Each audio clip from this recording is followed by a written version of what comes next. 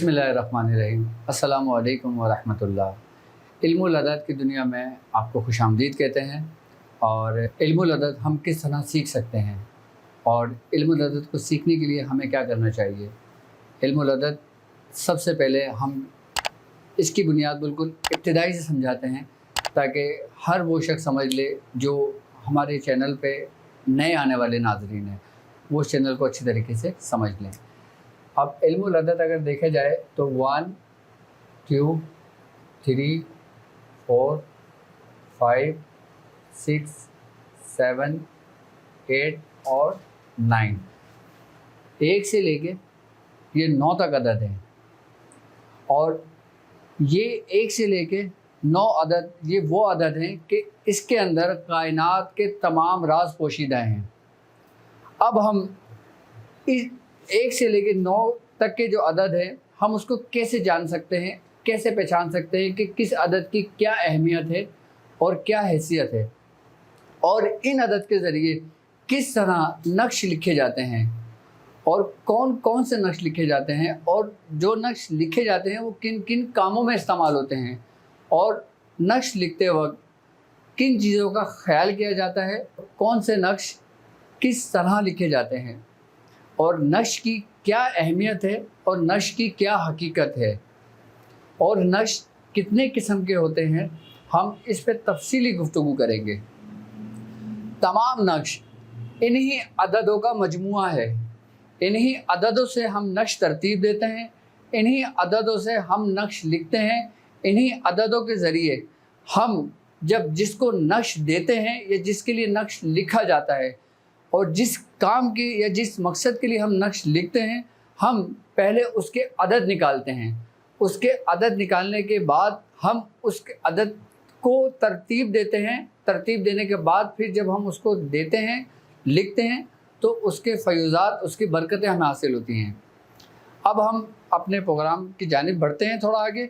अब 1 से लेकर 9 तक अदद हैं। अब जो अदद हैं इनके बाकायदा हुर्फ़ हैं, और ये वो हुर्फ़ हैं कि जिनके बारे में इमाम गज़ाली रहमतुल्लाह अलैह ने क्या फ़रमाया, हज़रत शेख मुहिउद्दीन इब्न अरबी ने क्या फ़रमाया, और सरकार गौस पाक इसके बारे में क्या फ़रमाते हैं। ये एक बहुत वसी इल्म है।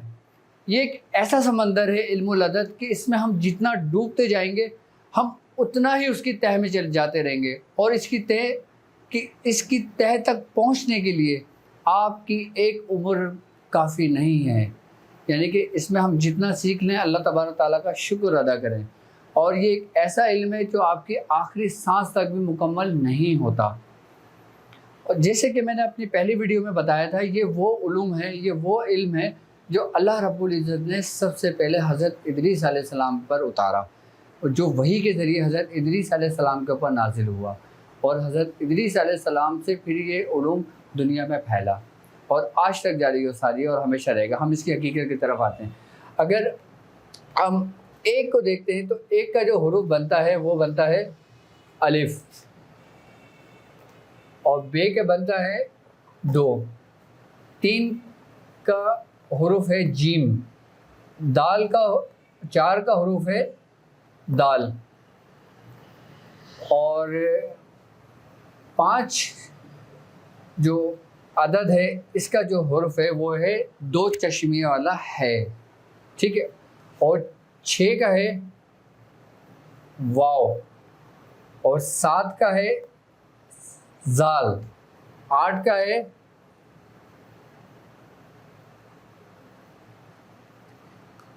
हा, यानी हा है, और 9 का है तोएं। अब ये हुर्फ जो हैं अलीफ, बा, जीम, दाल, 2 चश्मे वाला है, वाव, जाल, हा और तोएं, ये हुर्फ क्या हैं और इल्मुल अदद में इन हुर्फों की क्या अहमियत है, इन हुर्फों की क्या हैसियत है। ये 9 हुर्फ हैं, और ये वो 9 हुर्फ हैं कि जिसके अंदर इल्मुल अदद की समझ लें कि दरवाज़ा है ये, कि जब आप इल्मुल अदद के अंदर दाखिल होते हैं इस इल्म में तो आप इस दरवाज़े से गुजरेंगे। اور یہ وہ راستہ ہے کہ جس کے اندر کائنات کے تمام راز پوشیدہ ہیں۔ ہم اپنا آگے علم بڑھنے کے لیے، آگے کام کرنے کے لیے ہمیں ان حروفوں کے جاننا ضروری ہوگا۔ اب یہ وہ حروف ہیں کہ ان کے بارے میں کہا جاتا ہے کہ یہ وہ حروف ہیں جو حضرت سلیمان علیہ السلام کی انگوٹھی پر لکھے ہوئے تھے۔ حضرت سلیمان علیہ السلام ان حروفوں کی برکت اور ان حروفوں کے تصرف سے آپ کی حکومت تمام شیاطین پر تھی، تمام چرند پرند پر تھی، تمام کائنات پہ آپ کی حکومت تھی، اور ایسی بادشاہت تھی کہ جیسی بادشاہت آپ سے پہلے نہ کسی نبی کو، کسی ولی کو ملی ہے، اور نہ آپ کے بعد ایسی کوئی بادشاہت ہوئی، جو ظاہری بادشاہت تھی کہ جس پہ آپ کا حکم چلا کرتا تھا۔ آپ کا حکم ہواؤں پہ چلا کرتا تھا، آپ کا حکم سمندروں پہ چلا کرتا تھا، آپ کا حکم ہر چرند پرند پر چلا کرتا تھا۔ وہ انہی اسم مبارک کی برکتیں تھیں، یہ انہی کا تصرف تھا۔ اسی چیز کا ذکر حضرت امام غزالی رحمۃ اللہ علیہ نے فرمایا کہ امام غزالی فرماتے ہیں کہ یہ وہی حروف ہیں جو حضرت سلیمان علیہ السلام کی انگوٹھی پہ درج تھے، یعنی کہ ان کی انگوٹھی پہ لکھے ہوئے تھے۔ اب تمام علم العدد کی روحانیت اور تمام علم العدد کی جو راز ہیں وہ انہی 9 حروفوں میں اور انہی 9 عددوں میں محفوظ اور پوشیدہ ہیں۔ اچھا، ان عددوں کو اگر ہم 2 حصوں میں تقسیم کرتے ہیں، 1 سے لے کے 9 تک جو عدد ہے، ہم اس کو اگر 2 حصوں میں تقسیم کرتے ہیں تو ایک حصہ ہمارا بنتا ہے طاق کا اور ایک حصہ ہمارا بنتا ہے جفت کا۔ طاق کسے کہتے ہیں، جفت کسے کہتے ہیں؟ جو نئے آنے والے لوگ ہیں یا جو عام لوگ ہیں جو یہ ویڈیو دیکھ رہے ہیں، تاکہ ان کو سمجھنے میں بھی آسانی ہونی چاہیے، تاکہ وہ بھی اس چیز کو سمجھ لیں۔ جن لوگوں کو اس کے بارے میں علم ہے وہ ایک اچھی بات ہے، اور جن کو نہیں ہے، جو بالکل نیو ہیں، فریش ہیں، جن کو بالکل علم نہیں ہے، میں ان لوگوں کی رہنمائی کے لیے ہوں، تاکہ وہ اس منزل کی طرف میرے ساتھ آئیں اور اس منزل میں میری جو راستہ ہے، جو ہے اس ٹیم کا میرا حصہ بنے۔ ٹھیک ہے، اب اس میں طاق کون سے ہیں اور جفت کون سے ہیں؟ اب ہم یہ لکھتے ہیں، سب سے اس کو ہم نے 2 حصوں میں تقسیم کر دیا، ایک ہے طاق اور ایک ہے جفت۔ طاق کہتے ہیں ان عدد کو جو جیسے 1، 3، 5، 7 اور 9۔ طاق کون سے ہیں؟ وہ ہے 1، 3، 5، 7 اور 9۔ یہ جو حروف ہیں یہ طاق کہلاتے ہیں، اور جفت اس کو کہتے ہیں جو جوڑے میں ہوتا ہے، جس کا اللہ تعالیٰ نے ذکر کیا قرآن پاک میں کہ ہم نے ہر چیز کو جفت میں پیدا کیا، یعنی کہ ہم نے ہر چیز کو جوڑے میں بنایا۔ تو یہ وہ جفت ہے 2، 4، 6 اور 8۔ اب 5 عدد جو ہیں یہ طاق ہیں اور 4 عدد جو ہیں یہ جفت ہیں۔ اب ان کی تاثیر اور ان کی حقیقت کیا ہے؟ جفت کی تاثیر اور جفت کی حقیقت کیا ہے؟ اب ان عددوں سے ہم کیا کام لے سکتے ہیں اور جفت عددوں سے ہم کیا کام کر سکتے ہیں؟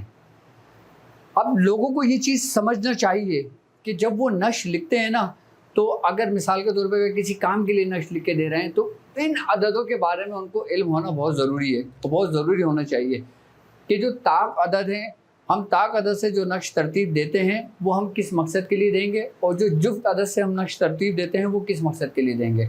اب جیسے مثال کے طور پہ میں آپ کو سمجھاتا ہوں، اگر آپ کوئی حب کا کام کرتے ہیں، آپ محبت کا کام کرتے ہیں، آپ دلوں کو ملاتے ہیں، یا آپ ایسا کام کرتے ہیں جو نیکی کا سبب بنتا ہے، یعنی کہ کسی خوشحالی کے لیے کرتے ہیں، کسی کاروبار کی ترقی کے لیے کسی کو کر کے دیتے ہیں، یا کسی جادو کے اتار کو کرنے کے لیے دیتے ہیں کہ تاکہ بندہ اس مصیبت سے نکلے، اور جو لوگ نظر بد میں مبتلا ہوتے ہیں ان کو جب دیتے ہیں تو ان کے لیے جفت کا جو نقش ہوتا ہے نا، یہ سری و تاثیر نقش ہوتا ہے، یعنی کہ جو عدد جوڑے میں ہے، یعنی کہ 2، 4، 6، 8، اگر ہم اس کا نقش بنا کے دیں گے تو حب میں یہ فائدہ کرے گا، یہ تاثیر ہوگی اس کی۔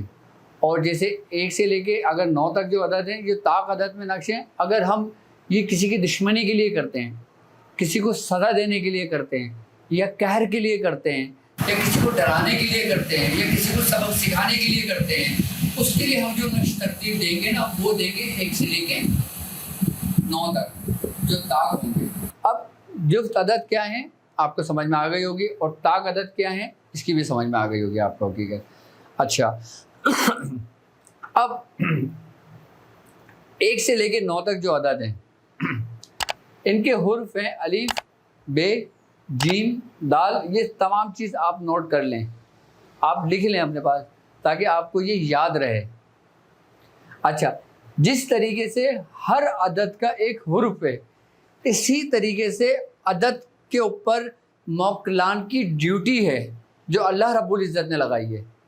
اچھا، یہ وہ موکلان ہیں، ہم ان موکلان کا باقاعدہ نام کا ذکر کریں گے، ہم ان موکلان کی ترتیب بتائیں گے، ہم ان موکلان سے کام لینے کے طریقے سمجھائیں گے کہ موکلان سے کس طریقے سے کام لیا جاتا ہے، اور موکلان کی حاضری نقش کے ذریعے، علم العدد کے ذریعے ہم کس طریقے سے کرتے ہیں. اچھا، ہر وہ علم، یہاں تک کہ یہ علم العدد بھی سیکھنے کے لیے آپ کو جو نا توجہ لازمی ہونی چاہیے، آپ کی یکسوئی لازمی ہونی چاہیے. جو ہم روحانی مشق کا جو ہم نے سلسلہ شروع کیا تھا، اب اس کی اہمیت، اس کی حقیقت آپ پر تب کھلے گی جب آپ اس علم کا، جب آپ یہ علم سیکھیں گے، جب آپ اس علم کے کرشمات دیکھیں گے، ان عددوں کی کرامت دیکھیں گے، ان عددوں کی روحانیت دیکھیں گے، ان عددوں کے ذریعے کیا کیا کام ہوں گے اور کیا کیا تمام چیزیں آپ کے سامنے موجود ہوں گی، وہ سب کچھ آپ کے سامنے آئے گا.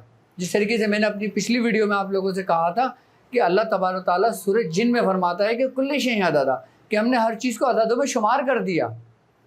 اب عددوں میں شمار جب کر دیا تو تمام عدد میں ہر چیز محفوظ ہے، ہر چیز پوشیدہ ہے. اب ہم اس جو غیبی دنیا میں داخل ہونے کی ہم بات کر رہے تھے، ہم اس دنیا میں داخل ہونے کی بات کر رہے تھے جو روحانیت کی عجائبات کی دنیا ہے. اس دنیا میں ان عددوں کا کیا کردار ہے؟ آئی نا بات سمجھ میں؟ کیا کردار ہے؟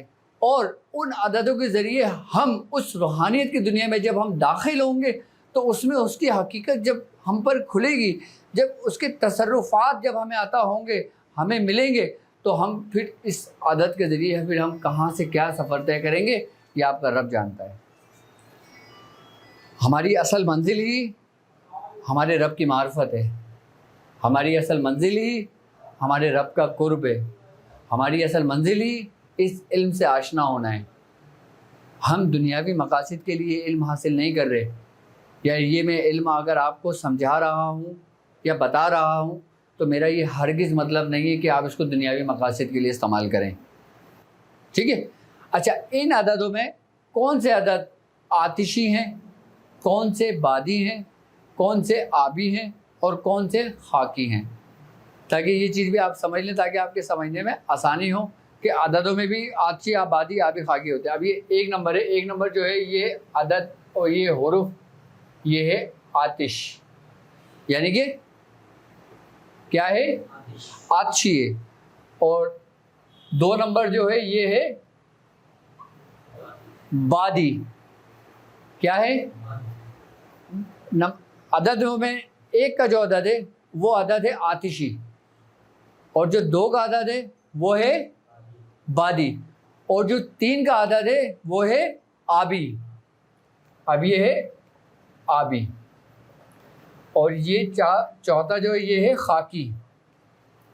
یعنی کہ 1 نمبر ہے عدد علم العدد میں یہ آتشی، اس کا حرف بھی آتشی ہوگا یہ. اچھا، بے یہ بادی ہے، اس کے عدد 2 بنتے ہیں. جیم یہ آبی ہے، اس کے 3 بنتے ہیں. دال یہ خاکی ہے، اس کے کتنے بنتے ہیں؟ 4 عدد بنتے ہیں. اب 2 چشمے والا ہے 5، یہ کیا بنتا ہے؟ یہ کیا ہے؟ آتشی، یہ آتشی ہے. اور 6 واو یہ ہے بادی، 7 یہ ہے آبی، یہ ہے خاکی، اور 9 ہے آتشی. اچھا، ان عددوں کو بھی ہم نے آپ کو نے میری پچھلی ویڈیو اگر سنی ہو پچھلی ویڈیو آپ نے اگر دیکھی ہو توجہ کے ساتھ، تو میں نے کہا تھا کہ جو حروف تہجی ہیں، حروف ابجد جو ہیں، اس کو 4 حصوں میں تقسیم کیا گیا ہے: آتشی، بادی، آبی اور خاکی. یہ لکھا ہے میں نے، آتشی، بادی، آبی اور خاکی. اور ہر آتشی میں 7 حروف ہیں، ہر بادی میں 7 حروف ہیں، ہر آبی میں 7 حروف ہیں، اور ہر خاکی میں 7 حروف ہیں. تو 7 و 7 14، 14 اور 14 28 حروف آ گئے. ٹھیک ہے، ابھی میں صرف 9 کی بات کر رہا ہوں، ابھی 28 کی بات نہیں کر رہا. اس پارٹ میں صرف 9 تک رکھوں گا آپ کو، تاکہ آپ کے سمجھنے میں آسانی ہو. اب ہم بڑھتے ہیں کہ علم العدد کے ذریعے ہم نقش کیسے لکھتے ہیں، اور نقش کی کتنی اقسام ہیں، اور نقش کتنے طریقوں سے لکھا جاتا ہے. آتشی جو نقش ہم لکھتے ہیں وہ کیسے لکھیں گے، بادی کیسے لکھیں گے، خاکی کیسے لکھیں گے، اور آبی کیسے لکھیں گے. پھر یہ بات ایک بار سمجھ لیں کہ نقش کی 4 اقسام ہیں: آتشی، بادی، آبی اور خاکی. یہ وہی چاروں عنصر کیا کہلاتا ہے؟ 4 عناصر، یعنی کہ آگ، ہوا، مٹی اور پانی. یہ نقش کی اقسام ہے. آئی بات سمجھ میں؟ اور آتشی جو نقش ہے نا، وہ جب ہم لکھیں گے تو ہم اپنا رخ مشرق کی جانب رکھیں گے. کہاں رکھیں گے؟ مشرق کی جانب رکھیں گے. اور کیوں؟ کیونکہ آتشی کا تعلق سورج سے ہے، اور سورج مشرق سے طلوع ہوتا ہے. کہاں سے طلوع ہوتا ہے؟ مشرق سے طلوع ہوتا ہے سورج. یہ اس کی سمت ہے. اب جب ہم آتشی نقش لکھیں گے تو اپنا رخ کس جانب رکھیں گے؟ جہاں سے سورج طلوع ہوتا ہے. نقش لکھتے ہوئے اس چیز کا خیال رکھنا چاہیے. اور آتشی نقش لکھنے کے بعد جب ہم طریقے پہ آئیں گے پھر ہم سمجھائیں گے. میں آتشی نقش بتاؤں، آتشی نقش کسے کہتے ہیں.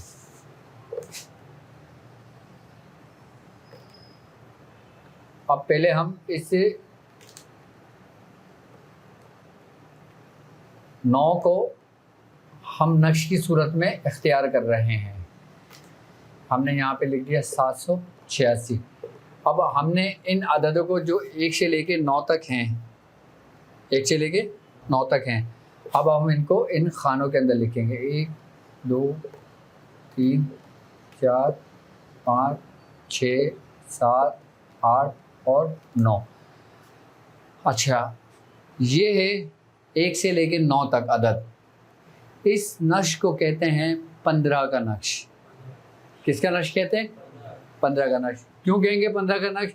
اس کو ہم ہر جگہ سے کاؤنٹ کریں گے تو عدد کیا بنے گا؟ 15. کیسے؟ 8 اور 3 11، 11 اور 4 15. یہ 15 بن گیا. 1 اور 5 6 اور 9 15.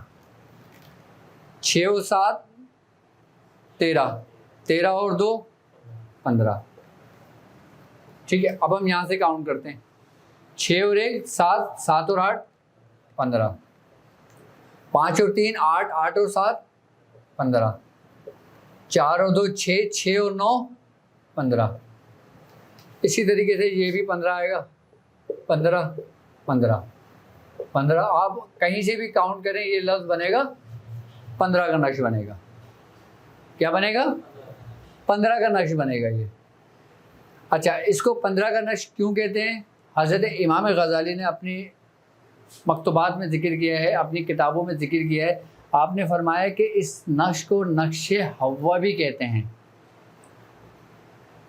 کیا کہتے ہیں؟ نقش حوا بھی کہتے ہیں.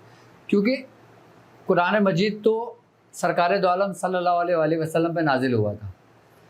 اس سے پہلے بھی علم العدد لکھے جاتے تھے نا. نقش اس سے پہلے بھی لکھے جاتے تھے نا. ہم سمجھتے ہیں کہ جو قرآن کی آیتیں ہیں، قرآن کے جو اسم ہیں، ہم اس سے نقش لکھتے ہیں.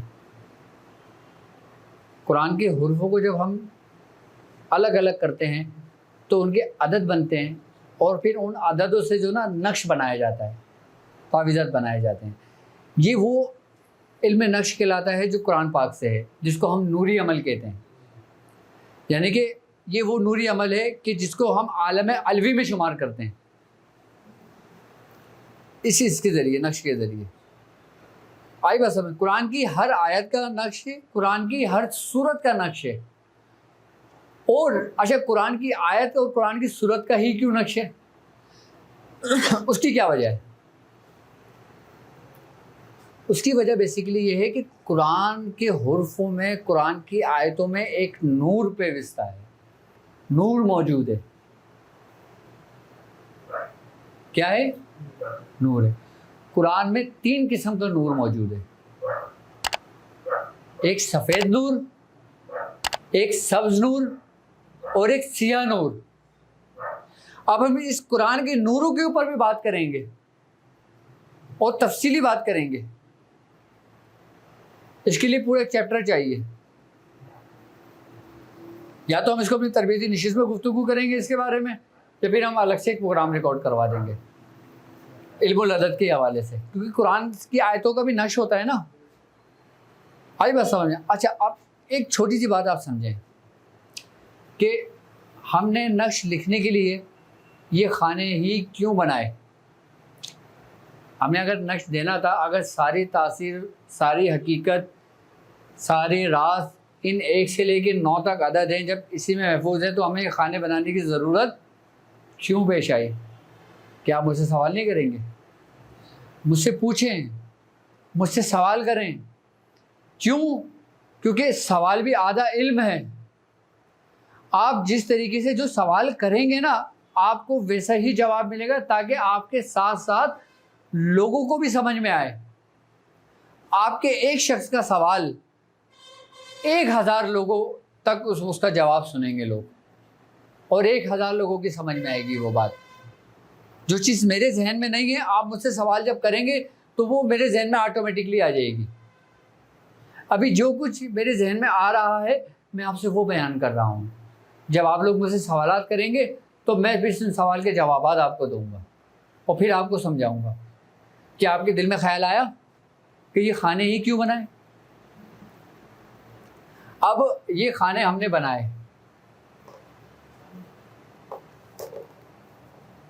یہ کتنے خانے بنے گے؟ یہ 9 خانے بنے۔ ان خانوں کی کیا اہمیت ہے؟ ان خانوں کی کیا حیثیت ہے؟ یہ ہم نے اس لیے بنائے کہ یہ بیسکلی ہے گھر۔ یہ خانے ہیں گھر۔ کتنے ہیں گھر ہیں؟ 9 گھر ہیں۔ اور 9 گھر کس کے ہیں؟ یہ ان 9 عدد جو ہیں ان کے موکلان کے رہنے کی جگہ ہے، کہ جہاں پر اس خانے کے اندر ان موکلان کی روحانیت کو ایک جگہ قید کیا ہوا ہے، بند کر دیتے ہیں۔ کس وجہ سے؟ تاکہ اس کے مضر اثرات، اس کے نقصانات لوگوں تک نہ پہنچیں، کہ لوگ اس کی راز تک نہ پہنچیں۔ اب آپ گھر کے اندر بند ہیں، کسی باہر والے کو کیا پتا آپ گھر کے اندر ہیں یا نہیں ہیں؟ آپ کو سکون قرار کہاں ملتا ہے؟ آپ کے اپنے گھر میں۔ ہر شخص آپ کو آپ کے گھر کی اس سے جانتا ہے کہ یار یہ فلاں گھر جو ہے نا یہ واجد بھائی کا ہے، یہ فلاں گھر جو ہے نا یہ شاہد بھائی کا ہے، یہ فلاں گھر جو ہے نا یہ ناصر بھائی کا ہے۔ کیوں؟ کیونکہ وہ اس کی پہچان ہے، وہ اس کی رہائش گاہ ہے۔ اسی طریقے سے یہ جو خانے ہیں نا، یہ 1 سے لے کے 9 تک عدد جو موکلان ہیں نا، یہ ان کے رہنے کی جگہ ہے۔ یہاں پہ ان کے راز، ان کی سب کچھ پوشیدہ ہے۔ اب ہم نے ان خامنوں کی روحانیت کو ایک جگہ بند کر کے اس کو استعمال کرنا ہے۔ یہ آپ کو کوئی نہیں بتائے گا بات جو میں اتنی ڈیپلی آپ کو سمجھا رہا ہوں، جتنا بتا رہا ہوں آپ کو۔ یہ خانے کیا ہیں؟ یہ گھر ہیں۔ یہاں پہ ان کی روحانیت محفوظ ہے، روحانیت پوشیدہ ہے۔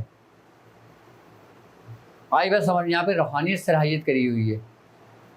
ایک ڈیوٹی والا شخص جب اس گھر کے اندر موجود ہوگا، جب آپ اس کا دروازہ کھٹکھٹاؤ گے تو وہ کھول کے آپ کو جواب تو دے گا نا، ہاں بھائی کیا ہوا تجھے، کیا کام ہے تیرا؟ اب آپ بولو گے فلاں شخص کا یہ کام ہے۔ آپ جب اس نقش سے کام لے رہے ہو تو آپ کو پتہ تو ہونا چاہیے نا کہ میں اس سے کام لے رہا ہوں تو اس سے کام کیوں لے رہا ہوں، کیا اور کس طرح میں کام لے رہا ہوں اس سے۔ آپ تو خالی رٹیفیکیشن پہ لگے ہوئے، لکھے جا رہے ہیں، لکھے جا رہے ہیں، لکھے جا رہے ہیں۔ ہے، لکھنے کا کوئی فائدہ بھی ہے جب تک آپ سمجھو نہیں اس کو. میں کیوں اتنی حجت کر رہا ہوں آپ لوگوں سے کہ آپ لوگ سمجھو، آپ لوگ سیکھو. میں کیوں کہتا ہوں سمجھو سمجھو سمجھو؟ اس کی حقیقت ہی یہی ہے کہ جب تک آپ سمجھو گے نہیں، آپ اس کی حقیقت سے آپ آشنا نہیں ہو سکتے. اب میں سمجھتا ہوں سمجھ میں آ گئی ہوگی یہ بات.